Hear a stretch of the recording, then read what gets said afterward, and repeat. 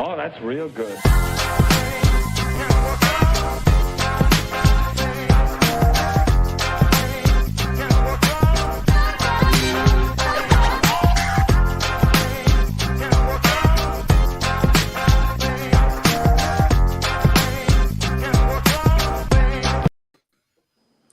Hey, everybody. How's it going?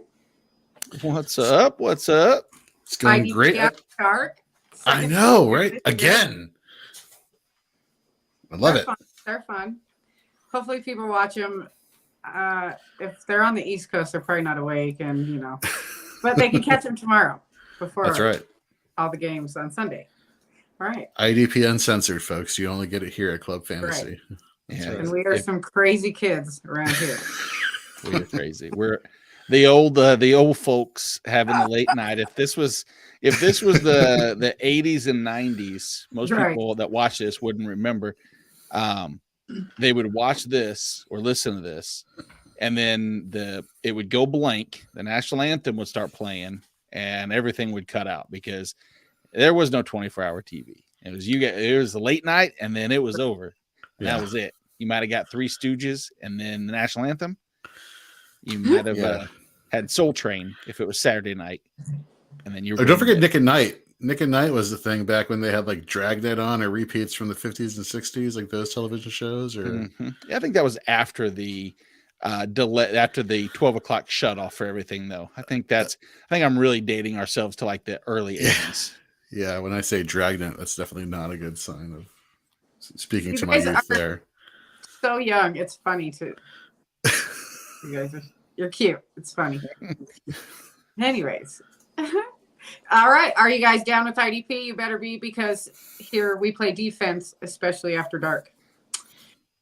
I'm your host, Queen Roxanne. Tonight we have Jorge and Nate joining me. Joe is somewhere with his family having a good dinner. Well, I hope his dinner is over, unless it's like it must be a really good dinner if his dinner is still going strong. But we miss Joe. Well, we'll see him next week, though. He better be here next week. It didn't show. We'll see how his picks looked from last week. But if we're seeing a trend where a couple of the picks were outside that top 25 or top 36 or top 50 in some cases, and he doesn't show up the next week, Joe, we're gonna make do. Because I have some bad picks, unfortunately, I have to claim. I have some good picks I get to take credit for, but it can be a rough week. IDP's always rough. Always. So hard. Fantasy receipts, I'm surprised they haven't came after any of us, for anything. Yeah, it's times like this we're glad that IDP is a niche, as a small niche in the fantasy football landscape. No shit, that's very, very true. Unless one of you two are behind fantasy receipts. I don't have time. I wish. I do too, but I don't have time. They just came out of nowhere, right? They just gained in popularity. Yeah. I didn't know who they were until I saw a few people talking about them. I'm like, what is this account? I don't get it. But yeah, some people get very upset over it. I think it's funny. Again, nobody's perfect. There's not one fantasy analyst that is perfect. So yeah, everybody makes mistakes. We're going off what we research, and you make your choices off what we tell you, and that's up to you. That's all I ever tell people. That's absolutely right. Absolutely right. All right. Well, let's get into some news for the week. Sounds good. First, Michael Walker, full practice. We're expecting a go for him. I mean, yeah, it's the interesting thing will be, Jorge, what do you think as far as playing time unfolding between a quickly ascending Troy Anderson and Rashaan Evans, who, again, probably for the fourth week in a row, I think is just not a great linebacker, but opportunity knocked. I wonder how they work this out. That'll be an interesting thing of note going forward. I think Troy Anderson's time will eventually come to the point where he's getting a lot more snaps. But we got to remember Michael Walker is like one of the leading tacklers in all of football, and he just missed a week. So I feel like his IDP relevance is safe for the time being, until his production drops off. In which case you'll see Anderson's snap counts start to go a little bit higher. But no, I'm not really concerned if I'm the Walker manager. He's good to go in my lineup if he's good to go on the field. Yeah. All right. Logan Wilson out 3 or more weeks, possibly. Joe would say, who cares? Move on. Well, if you have Jermaine Pratt on your roster, you do care. Because Jermaine Pratt in the weeks that Logan Wilson missed last year, I want to say it was weeks 13, 14, and 15, he was getting you close to double-digit tackles each week. He was getting you close to double-digit fantasy points each week. Jermaine Pratt is a funny player because a lot of people we kind of just throw him under the bus and take him for granted for IDP circumstances, but he really does produce when given the opportunity, and he's going to get the opportunity. I think the original thing was 2 to 5 weeks, so I guess 3 right there smack in the middle. Yeah, I mean, if he's still on your waiver wire and you haven't replaced Logan Wilson, I would get Jermaine Pratt and slide him in there. Mm-hmm. With bye weeks, it's always good to pick up somebody, especially if they're going to play no matter what. This is a given. Yep. He'll be in for 3 weeks minimum. Absolutely. Deion Jones is wearing the green dot. That's good news. Yeah, I think that it says a lot about his immediate insertion into that defense. And I can't guarantee it's going to be this week. I think that's kind of the question back and forth is it this week? Will it be next week? One thing's for certain is that Jacob Phillips is short-lived, and that's probably a good thing. There's been week after week of just how bad he's been in actual defense and actual football, overrunning plays, being out of position, et cetera. And I think that they're just really, really hoping Deion Jones can pick up the defense, which he seems to be doing well. If they're even contemplating giving him the green dot, that means he can't be too far behind everything else. So, yeah, that's optimistic going forward, especially for Jones. And the lateral impact of what that has on JOK, a solid play calling middle linebacker that's capable of covering enough space to let JOK kind of do whatever he wants or whatever the coaching staff wants him to do, plays into his skill set better, because he's been a disappointment for sure. I was way off on that because I thought, athletic ability would kick in and that would just do wonders. And I am mistaken. So. Yes. And before the show, we talked about the Jets defense, Broncos defense, 2 mediocre offenses. No, I'm sorry. 1 mediocre offense, 1 really bad offense. And that, I mean, the Broncos. I'm very upset with them right now. And I don't care who's that quarterback this week. If you put a hurt Russell Wilson in, he's going to get hurt more, and you could risk a much bigger injury. I have no idea why they plan on playing him. And on the other side, Zach Wilson, rookie going against a really good defensive line. So, yeah, Nate and I were talking about Quinnen Williams and how productive he's been as an interior defensive lineman the past few weeks. I mean, every week he's gotten a sack. He's been a disruptive presence, yet you go on Pro Football Focus and he's like, oh, he gets an average grade. I'm like, average grade? How is he getting an average grade? This guy is like balling out like nobody's business. Local radio here in Denver knows he's balling out like nobody's business. Well, local radio in Denver had a lot to talk about on Tuesday after seeing Alex Singleton blow up for like 21 tackles or whatever it was on Monday Night Football, which that saved me in a lot of leagues. Like I was down by 20 points or by 15 points or so. And I woke up the next morning, like, how did I win this matchup? And I'm scrolling. I'm like, Alex Singleton. I'm like, oh my God. This is... Right. We're going to talk about him. I think that was one of Nate's picks from last week. It might have been. Humble brag. It's okay. It's all right. I didn't even say it. Roxanne did. That's humble acknowledgement, maybe. Humble acknowledgement. I love it. All right. Do we have any questions? We have some offensive questions in the chat, and just like Joe, we are not going to be doing anything offensive related. So yeah. Are you going to answer on your own? Yeah. If you want to reach out to us at Jorge B. Edwards, at Nate Marcum, at F Queen Roxanne, hit us up. But during the show, we like to keep our IDP shows limited to IDP questions. That's right. IDP After Dark questions this week.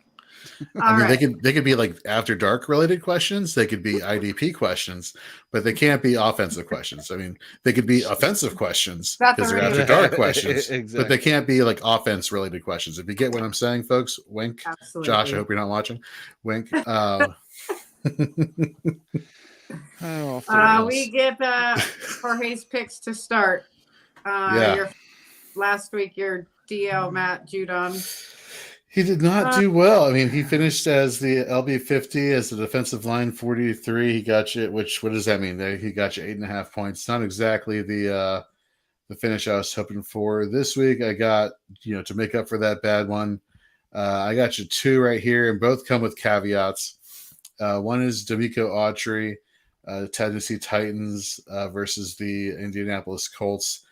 Theoretically speaking, as I'm trying to say that I'm using formulas here and there, he should be lining up against Matt Pryor here of the Colts, who has allowed 23 total pressures on the season, which is I want to say the top 3 or top 4 in all of the NFL.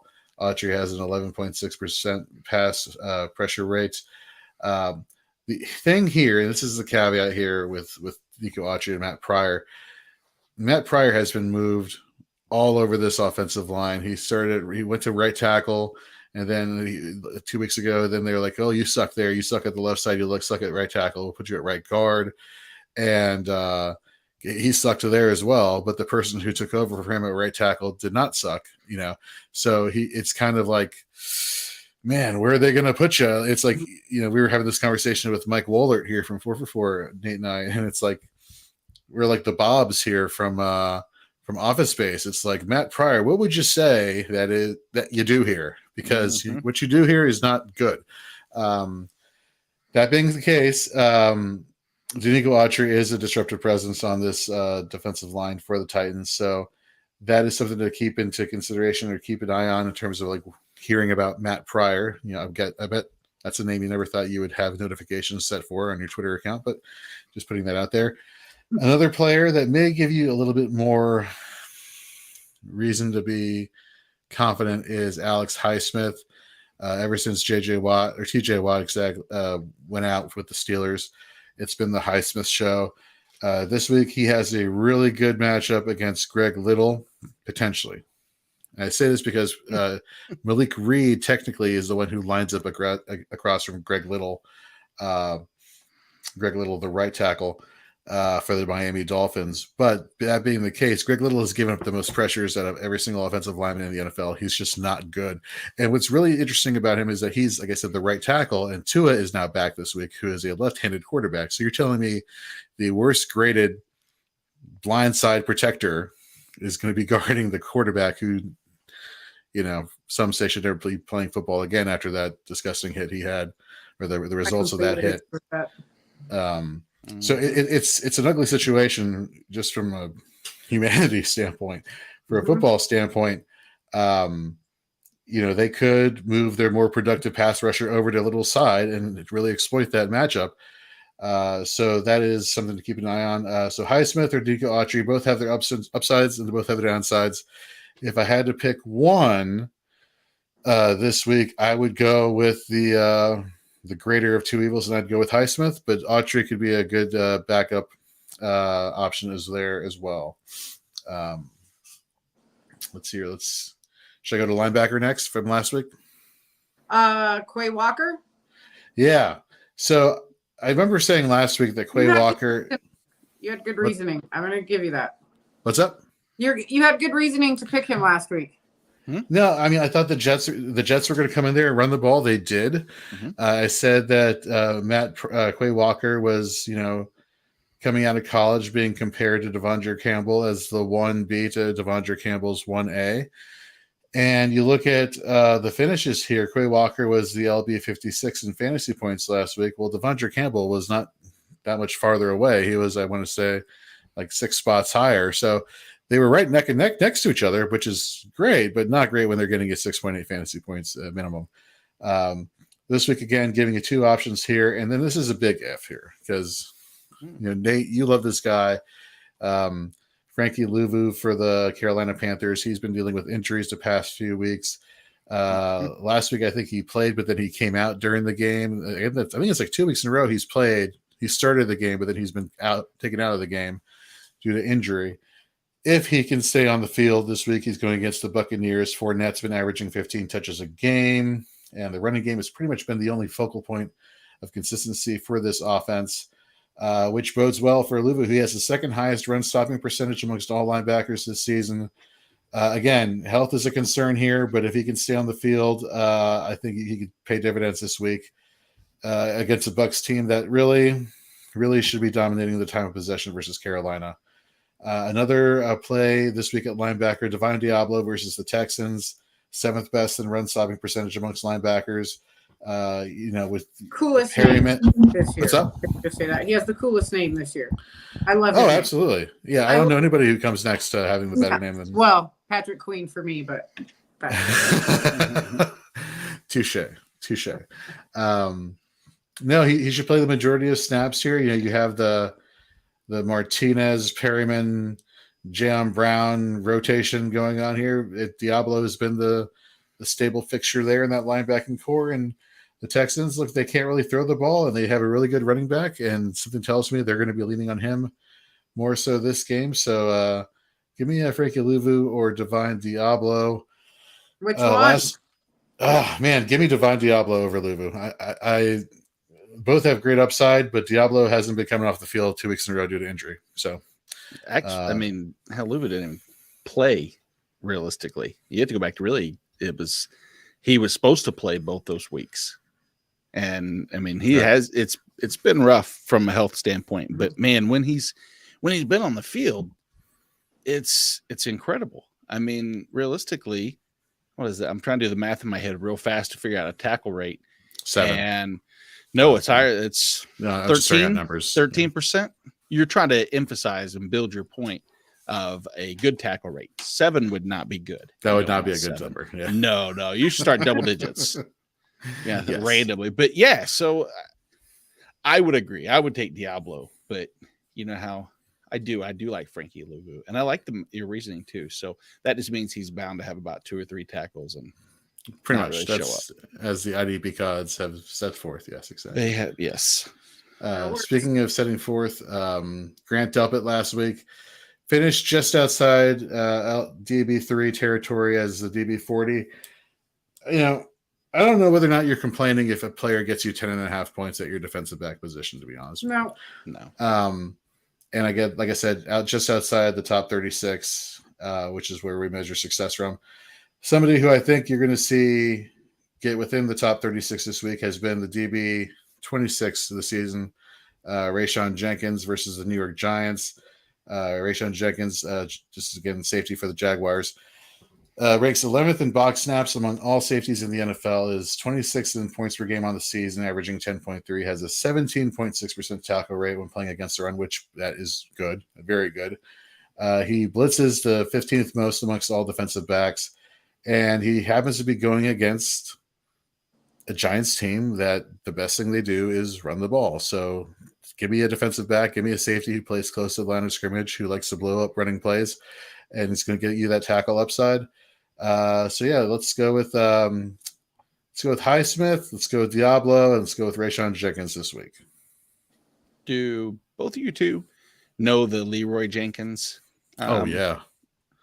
It's the only Roxanne. Is that a yes or a no for you? Finish what you were going to say. Do you know what the Leroy Jenkins video is of the World of Warcraft thing? Hell no. So I've never really played the game, so I didn't understand exactly what it was, but I understand now 15 years later, knowing what like a first person shooter or whatever, when you're involved in those open worlds, you're playing with your friends. And it is essentially a group. Let's say the three of us are playing a video game together, and it's like, all right, Roxanne, you're going to flank to the left. We're going to pivot over. Jorge's going to take the right. I'm going to sit back, and we'll have this calculated strike. And the one guy just basically is like, all right, and yells, Leroy Jenkins. And he runs into the thing and just gets everybody blasted together. It loses 100% of context when you're not watching it and I'm trying to replicate it. Watch the video. That's all I think of with Rayshawn Jenkins is that. And I like Rayshawn Jenkins. I like it more when I can think of Leroy Jenkins the entire time. So every time Leroy Jenkins or Rayshawn Jenkins gets a tackle, I want to yell that. And I'm hoping it's double-digit times this week. So, oh my god! So, I'm playing this right now. I'm sorry. Just we're gonna go off the edge. This is IDP After Dark. This is happening. If you haven't seen it before, you're about to see it right now. It is. We'll just go through Joe's crap from last week. You sure you don't want to? You sure? Well, we can wait so we can talk about it because I know you guys want to give him some shit. We will give him some stuff. Yes, exactly. It's After Dark, Jorge. Exactly. Yeah. I know. That's why I'm playing the clip, or else we would never get away with this. Because Josh would be like, "What are you doing? Stick to the script." It's like we are sticking to the script. We've got all the time in the world here. I don't do scripts all that well, but let's go here. I like Leroy Jenkins. 21.4 million views, by the way. I think it's a pretty good plan. We should be able to pull it off this time. What do you think, Abdul? Can you give me a number crunch real quick? Yeah, give me a sec. I'm coming up with 32.33, repeating, of course, percentage of survival. Oh, that's a lot better than we usually do. All right, thumbs up. Ready, guys? Let's do this. Leroy Jenkins! Oh my god, he just ran in. Save him! Oh, geez, stick to the plane. Oh, Jesus. Let's go. Stick to the pledge, Stick to the plane. Oh, gee. Oh, fuck. Give me my intervention. Hurry up. Shout. He's saying I can't cast. I can't move. Am I lagging, guys? I can't move. What the hell? I can't hear you. Oh my god. The eggs keep spawning. More responding. I don't think you can cast with that shit. Oh my god. Shout. We got him. I got it. It's like, that's it. Let's go. Leroy Jenkins. And they end up there like, God damn, Leroy. He's got, I mean, you know how serious people take those video games. Yeah. Ruin their night. And I mean, to the point where he said it. He's like, we have an approximate 33.3, repeating, of course, chance of survival. Means he had it ready to roll. And he's like, screw it. Let's just do it. Let's go. God. So Rayshawn Jenkins, you will never, ever, ever get a chance to watch him play or tackle and not think of that clip right there. Absolutely. It's that's funny. It's bad. So our fearless leader here, Josh Hudson, who's currently working in our group chat, just texted, "Dear Lord, what are you guys doing on this stream?" Yep. We were told you weren't watching. Exactly. We are taking over. Yeah. No, we're what we're doing fun is exactly. It's IDP After Dark. What can I say? So all right, let's go to Joe's picks so you guys can make fun of him for this crap. His week 6 line defensive DL was Trey Hendrickson. He finished linebacker 51, so that's his best for the week. And like Jorge said, a lot of that is separated by, a third of a point separates 51 from 38. But ultimately, we all play by the same rules, and it is what it is. The one thing with Trey is that it was like the first time. So number one, I didn't even think about this. It was a revenge game, if you can do that from the defensive edge position against New Orleans. He had 3 pressures. He just is never the high tackle volume guy, so he's kind of pressure dependent. And New Orleans played really well. New Orleans as a whole only allowed 13 total pressures the entire game. So it was an off week. He's going to pivot by, if you can't beat him, join him. and actually take one of those New Orleans Saints this week and go with Cam Jordan, who on our Shoot the Gap podcast on Wednesday nights at 10 p.m. Last week, we have a segment called the Sack Lunch where you predict and project who's going to get a sack, and you can't pick the same player each week. So it's contest-esque, if you will. I hadn't picked a person correctly, but my pick for last week, this week technically, was Cam Jordan, who was Joe's pick. And guess what? Cam Jordan got a sack. Technically, it was a half sack. Should have probably been a whole sack, but he played really well. I mean, just Cam Jordan's been a disruptive force the entire season. Very underrated. And they brought up the ironic thing of the I was just watching it. You guys ever watch The League? Did you watch that series when it was out? They had Cam Jordan and Jordan Cameron, who they drafted the same year. One's a big white tight end, the other one's not. And they kept, and even the announcers got the players mixed up at times, and they kept calling him Jordan Cameron. He's like, what? How do you get me mixed up? But I mean, I get it. Come on, their names are really close. It's fine. Sure. But I like the matchup. Or I like the matchup and history since it was already played. Congratulations, Joe. That's a good start for Cam Jordan. He had 4 solo tackles, 2 tackle for loss, 2 assisted tackles.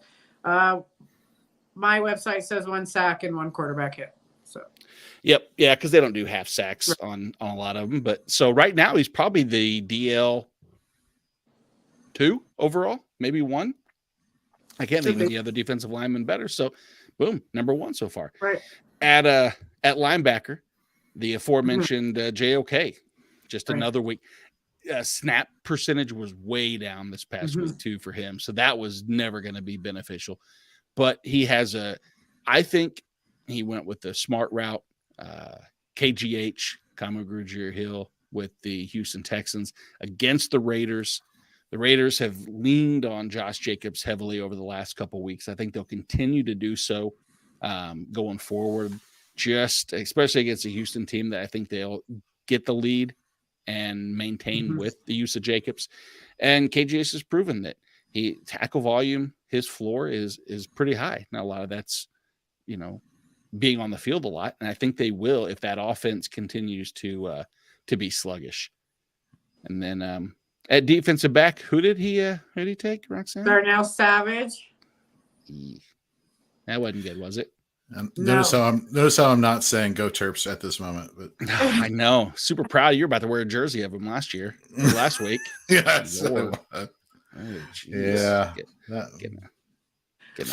He finished the defensive back 87, Joe. Joe did the one unfortunate thing. He said he was the defensive back whisperer 2 weeks ago. Exactly. And it has Adrian Phillips and Darnell Savage. Didn't work out too well, unfortunately. But I think he's going to rebound this week. I'm going to go out on a limb. I think Ryan Neal is actually a very good play. If you look at the Chargers as a whole, as far as opposing teams and their scoring against them from the safety position, they've been quasi generous over the last couple of weeks. Ryan Neal has seen his snap share continue to get a little bit better. Let me pull this up again. I had it right there. Shout out to Bob Miller on YouTube. Thank you very much for joining us. Miller. Hey, Bob. For watching. I just, I feel like Ryan Neal is sneaky underappreciated. At least if you remember last year, he had those weeks of I don't know what to call it, incredible play, but IDP upside relevance is probably the nicer way to say it. Well, yeah, when Jamal Adams isn't there, somebody had to step in and exactly to a degree. I mean, I'm not comparing him to. You get what I'm saying. Okay. Exactly. Anytime someone's hurt, the last thing we want to do is pretend that we think that this person is correct. Right. That person. But there's opportunity, and there's opportunity again. And if you play 100% of the snaps like you did last week, and I am totally fine, especially, against an Arizona team, which passes a lot. I think the Chargers can be that same type. where he could be targeted 6-7 times again. So I think this would be a good finish for him. I'm predicting a top 30 finish out of him. And I think that's probably all he could ask for versus the DB 87, for Savage. Yeah. Good reasoning, though. Good reasoning. How come I don't know what Trayvon Walker finished up? I don't either. I wonder. It was on there. I had it put on there. I'm pretty certain he didn't have a good week. I'll look for it. Okay. Yeah, you look for it. That was my pick at defensive line last week. Thought the matchup was good. That was the Matt Pryor lineup. And Pryor, they moved in. They were scared. They said, Nate picked Trayvon Walker. We got to do something to screw it up. We're going to move this shitty tackle into a right guard and put in some backup, which it wasn't really a backup, but you get the idea. And Trayvon just didn't have the week. If that's correct, the defensive line 83, I'm going to say that's probably not a great one. This week, though, it's going to be better. Dietrich Wise, New England Patriots against the Bears, is going to be a very good defensive lineman this week. Bears allowing the second most points to the defensive end position. The Bears have the fourth most rushing attempts in the NFL. Dietrich Wise is 15th among defensive line, defensive edge in run play tackling. Those two things line up. Let's get away from the run game. Let's say that Chicago is forced to pass because they're behind and they actually make the right move. That's still a long shot too. They actually play the right way and actually start passing when they're trailing. If that happens, guess what? The Bears have allowed the league leading 23 sacks. Guess what Dietrich Wise has done? Oh, he's 19th in pressures, 11th in sacks. And if he gets there, he's also second in the NFL amongst those positions in forced fumbles. Everything lines up. I think if they zig, he can zag. If they zag, he can zig. So I'm good with Dietrich Wise. And I know Jorge would say, ooh, that probably bodes well for Matt Judon as well. I think one of the two could really have a successful, huge game, but I think they both have really good games. See, this is a week I'm going to disagree. And normally I would not disagree. Normally I'd be on Matt Judon, ride or die. But Braxton Jones, who is giving up the most pressures for the Chicago Bears offensive line and also the most sacks, is exactly who Wise will be lining up against. So this is actually a very perfect culmination, coming together moment of holy crap on Monday Night Football when it comes to IDP production for Dietrich Wise. Look at that. We agree. That means Dietrich Wise will have 2 tackles, no sacks, and defensive line 83 a la last week. At linebacker, Roxanne, I'll let you go ahead and since I'm not allowed to humble brag. Denver Broncos finished linebacker 1. Amazing game. Like Jorge said, he went to sleep and woke up a winner. Yay. Yeah. You could have went to sleep at halftime and probably been a winner, considering he had 13 tackles at halftime or whatever it was. Yeah. Yeah. 19 for the whole game or something, 18? Dude, 20. Everywhere. 20? 21. Yeah, 21, 23 on PFF, I think, if I'm not mistaken. Damn. Like that. He was literally everywhere. And I mean, I never will expect another week like that. I'm not thinking I'll ever pick up, but the player I'm recommending this week has a similar, not set up completely to Singleton, but in the way it's designed. Alex Singleton came in because Josie Jewell has a bum knee. Singleton came in and always has been. I think we always knew this. IDP wise, he's always been stellar. He's a tackle machine. Yeah. Jermaine Pratt could play that similar type role this week. We talked earlier about Logan Wilson being out. Jorge, you mentioned excellent points about what he's done in his place. I think that just set the bar and set the tone, and I think that's what Jermaine Pratt will do this week. Akeem Davis-Gaither is another interesting play as well, just to pay attention to. Probably 60% snap guy, maybe 60-70%, but I really like Pratt. Double-digit tackles, like you said, could have an impact play. And with DJ Reader being out, it's really given him, a lot of plays have gotten to the second line, and that bodes well for Jermaine Pratt. So, and then defensive back Richie Grant, 49. Yeah, Richie Grant actually had he had a really good game as a whole. The only downside with Grant is he didn't have anything else to complement. Like, he had good tackle volume.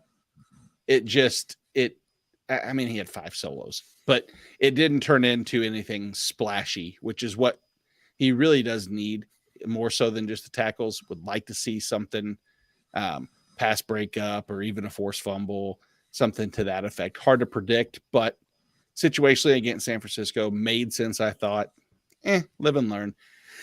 Same thing about this week. This is an ode to Roxanne is the name of this preamble.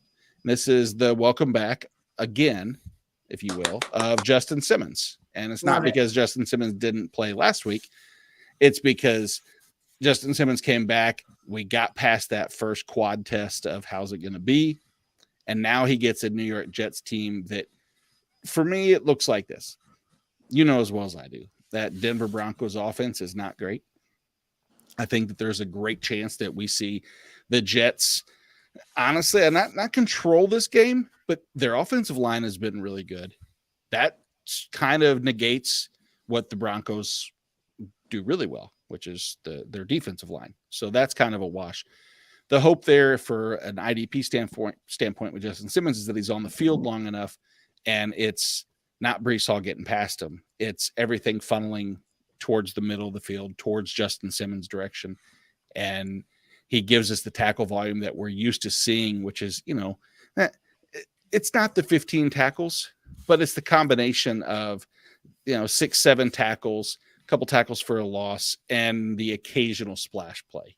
And against Zach Wilson, his first game back against Pittsburgh, he proved that he can put up pretty generous points to the safety position. I mean, as a whole, the Jets have given up the second most points to the safety position.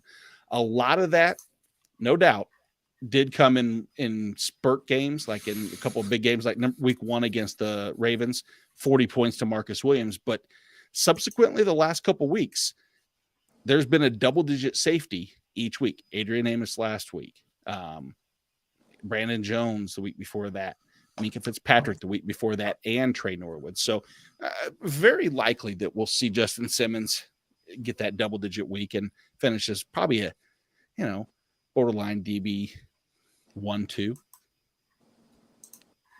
Yes. That's my guess. My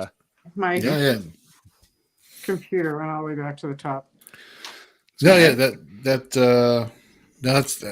Yes. It's kind of hard to add to everything you just said. You basically gave a thesis, PhD thesis on Justin Simmons just there. So Roxanne must be super happy hearing that. And I always am. Especially when Nate picks them. Nate picks good players usually. There you go. I'll take it. Do I pick bad players? Let's No. see. Do any of us pick do we pick bad players correctly? That's the question. And Jorge. Let's start with mine. I said lower your expectations for Micah Parsons going against the Philadelphia Eagles, top-rated offensive line, and you know what? You did. You lowered your expectations, and he got you the LB34 and the DL13. Yeah, that's real low there, Jorge. It was. I mean, technically. I mean, if you look at technically he's like a top 7 producer. So for him, it is. But yeah. For most people, they're probably like, "What are you talking about? That was fantastic." And you know what? If you played him and I gave you a heart attack about worrying about playing him, congratulations. You didn't have to worry about him and his production for your fantasy roster. The person this week who I'm lowering expectations on, and I really hope that this is like the final nail in the proverbial coffin here, is can we just finally, and I know there are Browns fans out there who are going to be on this guy and be like, no, there's still hope. I'm still holding out hope. Let the Jeremiah Owusu-Koramoah thing be done. Finally, I get it. He was cool at Notre Dame. It ain't working here. Nate mentioned it. His snap totals were low. It was the 3rd lowest amongst all the starting linebackers last week at 47. Deion Jones, their new acquisition they got from the Atlanta Falcons. has been playing really well in practice this week. Nate mentioned that he's going to be wearing the green dot, aka be the play caller on the field, and he could actually see the field this week versus Baltimore. Yeah, this is done. This is it. This is all I ever want to hear about Jeremiah Owusu-Koramoah. So if you are a Browns fan, and I'm speaking to those Browns fans out there who just can't quit them, this is your week to quit them and stop and just stop.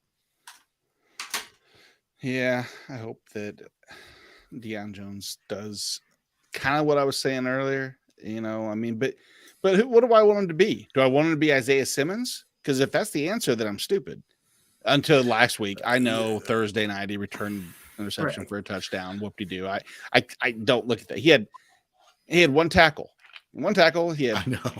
Yeah. No, I take that back. He actually had more than that because I was looking at. We got like 20 something fantasy points. I mean, he did all right. Yeah, but he had 4 tackles. Yeah, 5 with the assist, I guess. He was targeted a lot because he was bad in coverage again.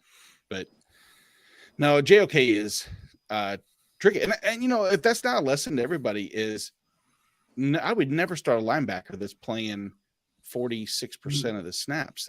That's unless your name's Ernest Jones and we're trying to build them up and get some hype and get that thing rolling again.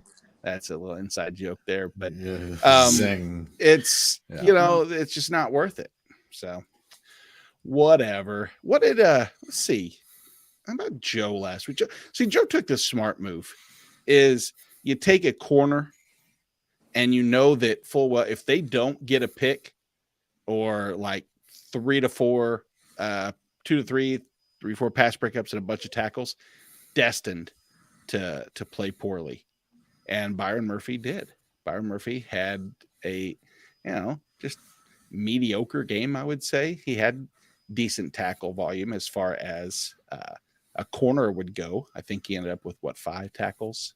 So it's not the most glorious position as far as if you're from an IDP standpoint. We always know that cornerbacks are always tricky because if they're targeted heavy, then they can make that into IDP relevance. And he was targeted 6 times, which was good.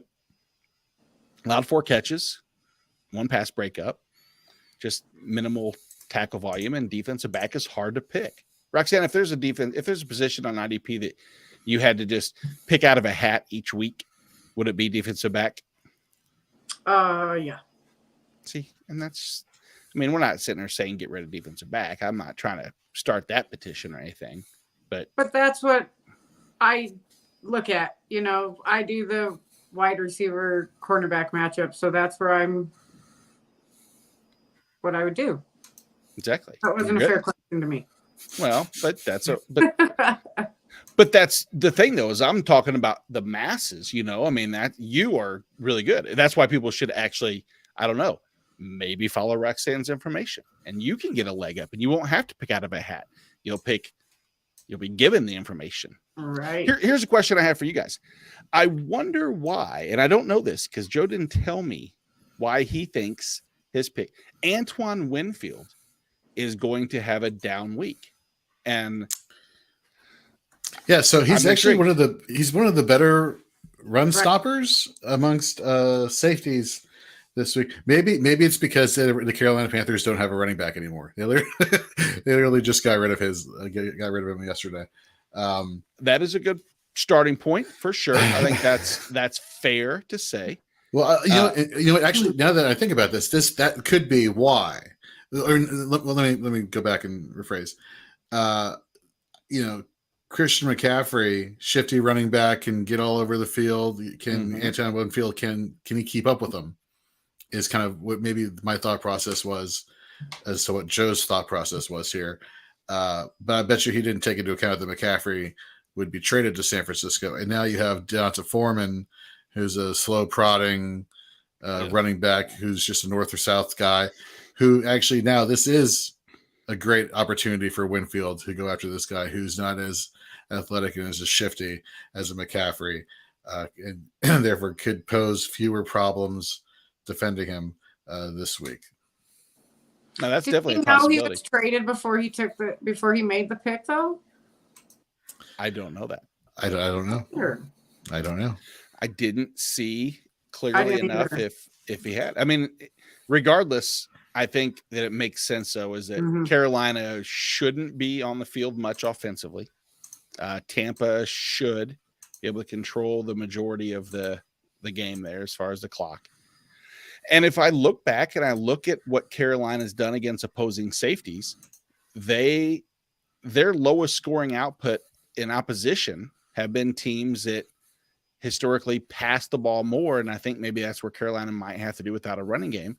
Arizona in week 4, they didn't allow anything. I mean, Jalen Thompson had 14 points. Buda Baker had 7.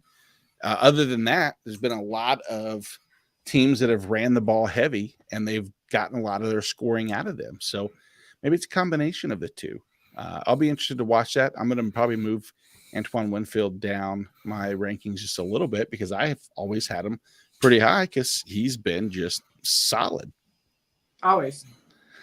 And Val's the GOAT. We are the Three Musketeers after dark when we're talking defensive fantasy football.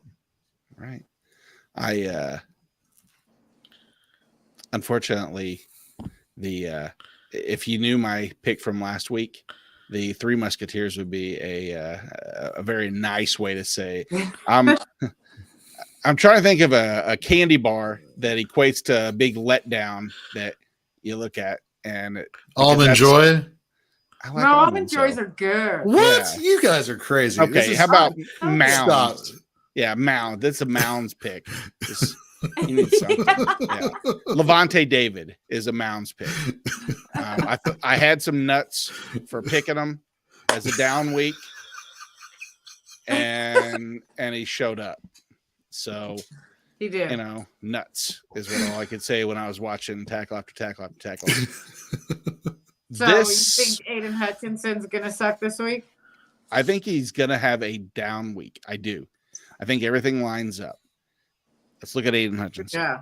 Short of that huge week 3 or week 2, I guess, against Jorge's Commanders, he hasn't recorded another sack, and he hasn't had more than 3 pressures in any single game other than that game. Let's look at the Cowboys. Cowboys allowed a league low fantasy points allowed to the position. The Cowboys have been surprisingly good against pass rushers. I don't know how Terrence Steele and Tyron Smith are solid.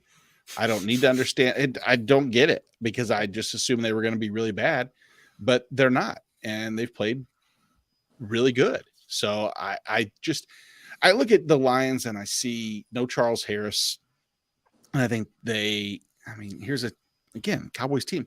They've only allowed 4 sacks on the season. Right. I think they have to focus all their attention on Aiden Hutchinson and just prevent him from getting to whoever it is. If it's Dak, if it's Cooper Rush, they're staying back. So yeah, that's all we can go with.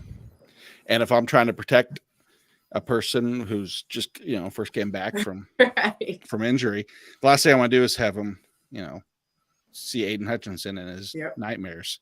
So yeah, I'm seeing a down week, and it's not like Hutchinson's this LB5 consensus, but he is an LB2, LB3. I think he'll finish outside of that. Nice. Any other ones that you guys just happened to think we didn't write down anything? I was trying to look through and see. So yeah, let's talk about Baron Browning. Let's play to Roxanne's home team here. Past back-to-back weeks, just playing lights out. We go to his stats here.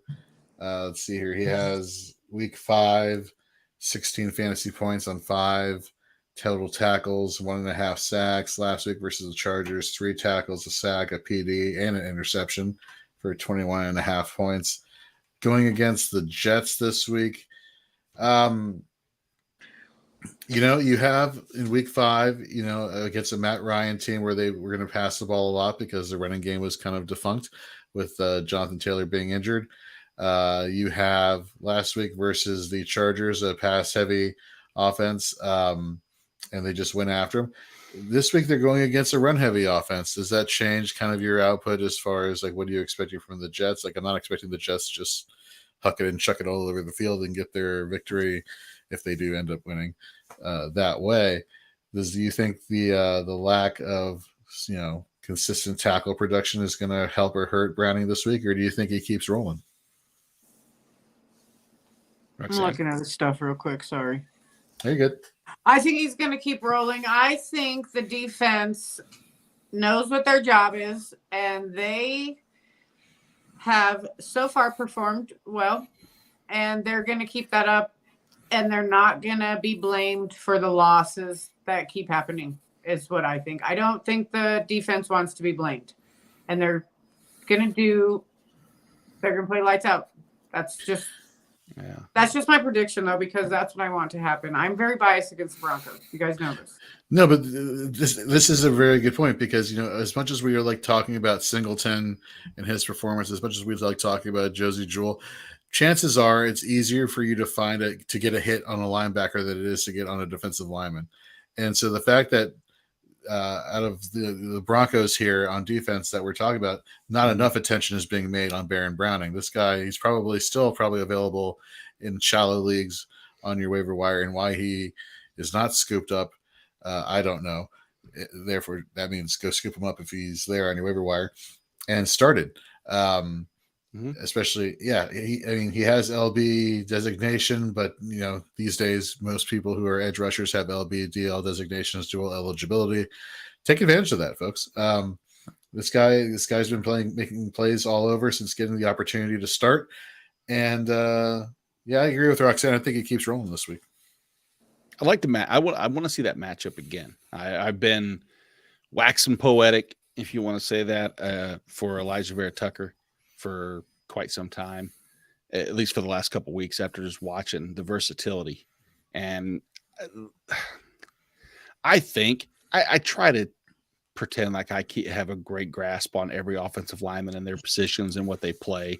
And I think I do for the most part. And then they switch it up because someone comes back from injury that I didn't pay attention to. But what I've seen so far out of Vera Tucker is that he has stepped up and played every position they've asked. I don't know what else I could ask for the guy. And it's just that game, was it 2 weeks ago for Browning? He was, what's that? Mm-hmm. You talking about versus the Colts that game? Yeah. I mean, I don't care who it was. I don't think there was any person that was going to stop that momentum that he had. It was incredible. But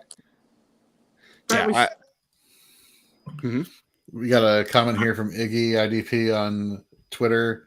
Good show, you three. I believe in Browning. So yay! Yay! What up, Iggy? Ignacio, what's going on, buddy? Well, Iggy, that's I believe. I think we all believe in Browning, but do I believe in Vera Tucker more? I don't know. What kills me is like last week again. Vera Tucker has I think from what I saw going up against Rashawn Gary, had a great game in terms of keeping Gary. Honestly, I mean, he didn't even allow a sack, because the sack that Gary had was just one of those weird situations. He's blocked out of the play, and then the play, Zach Wilson actually comes back into Rashawn Gary's grasp. But I mean, of the 21 total pass rushes, he allowed 2 pressures, no sacks, no hits, and he gets a 31 PFF grade for pass blocking. I don't know. That's a different game than I was watching. Guess we'll see what he does against Baron Browning. But guys, I don't have anything else. I don't know. That's what I got. Nope. That's all I got. That's all I got. All right. This has been the latest episode of You Down with IDP After Dark from Club Fantasy and Fantasy and Frames. Make sure you're following Fantasy and Frames on Facebook, Twitter, and Instagram at Fantasy and Frames. And be sure to check out their website, Fantasy and Frames, for all your IDP needs. And don't forget they do Dynasty Redraft and DFS also. You can follow Club Fantasy on Facebook, Twitter, and Instagram at Club Fantasy FFL. The URL code is clubfantasyffl.com. DFS player props and sports betting and our start sit columns came out this morning. So go read them.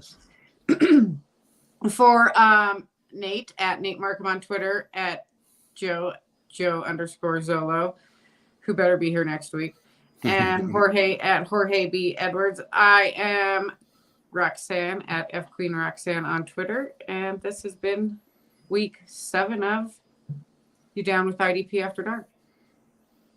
Man, almost halfway.